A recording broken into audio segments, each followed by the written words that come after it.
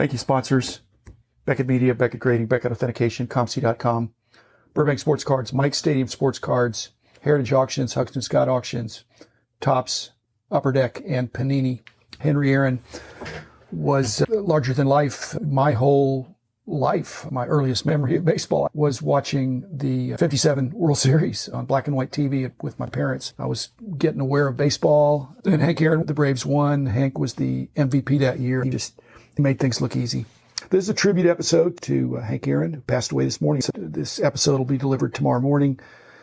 I'm not going to rehash what's in the news. I'm a stats guy. You can read about that other places. I really want to talk about the person as well as the sports card insights. They say he had a massive stroke, and that can be a blessing if you're 86. If you have a less than massive stroke and you survive, strokes can mean you just have brain damage and you're never fully there. So he was 86. Again, that doesn't seem that old to me, but we can't undo that. He had a life well lived.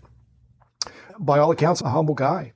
When you read about the parallels with Jackie Robinson as a trailblazer for African Americans, you realize that Jackie Robinson was specifically chosen. Now, he performed on the field and had to deal with all that, but he was chosen for that role.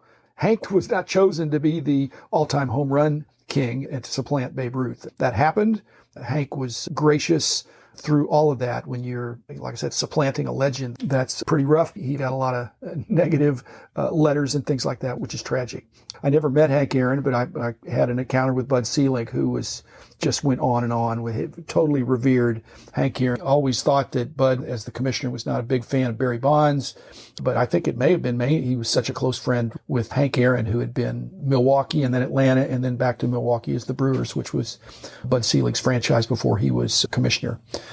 As I said, he only had the one MVP. Again, in our hobby, is consistency underrated, especially when it's consistency at such a high level? Well, Hank Aaron certainly had that. He was in the shadow, I think, of Willie Mays, perhaps even of Roberto Clemente, and probably Mickey Mantle too, although Mantle was in the American League. Those guys, how tough would that be to be compared to these other iconic outfielders of the era who played with perhaps more flair? They also were consistent, but as far as putting up power, home run, and RBI numbers, Hank just continued to do it over and over again. No asterisk on his home run record when he passed up Babe Ruth. That was one of the most famous records. He did it fair and square. No question about that.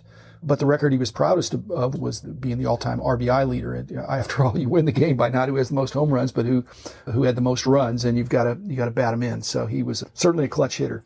I'm always curious when I hear these great players, as great as anybody I've seen in my lifetime. He only got 97.8% of the ballots to get in the Hall of Fame. I think, what are they thinking? One of the problems our nation has is we want to impart motives to people we don't always know. There is black-white tension currently. There certainly was before.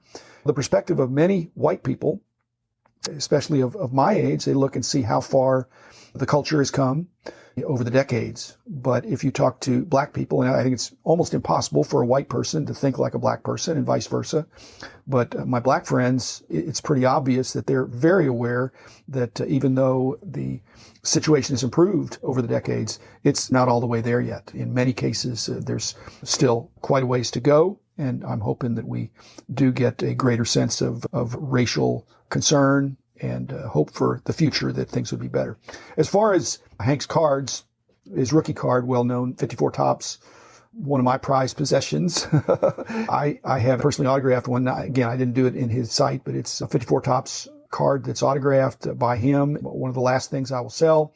It's probably tied, or my favorite card, a very close second, is the 1954 Johnson Cookies card, which I have. And where he's uniform number 5, which is what he came up as a shortstop before they switched him to an outfielder.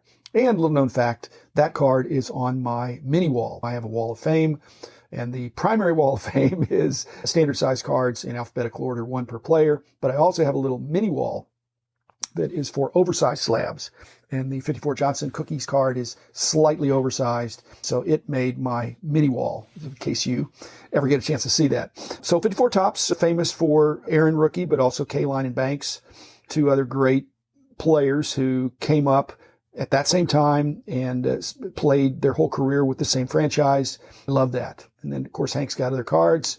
56 Topps, my favorite set.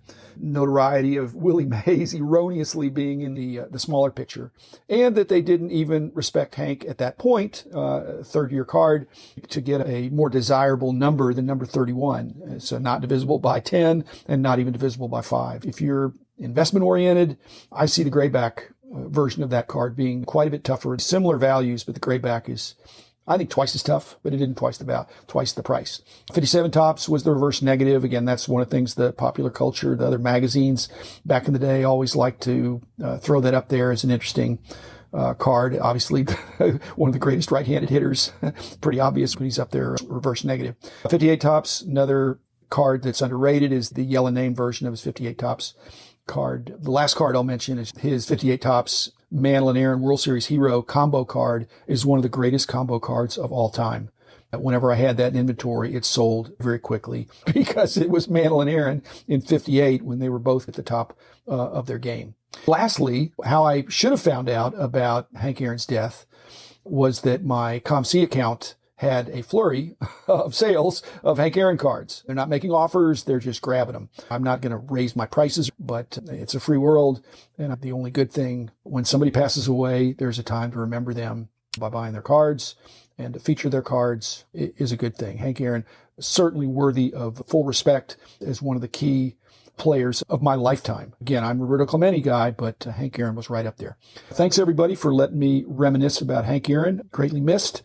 And a one-of-a-kind guy, certainly worthy of your collecting interest. If there's a spike or continued flurry, then so be it. He was one of the greatest of all time and the greatest power hitter of his era. So thanks, everybody. Be back again on Monday with another episode.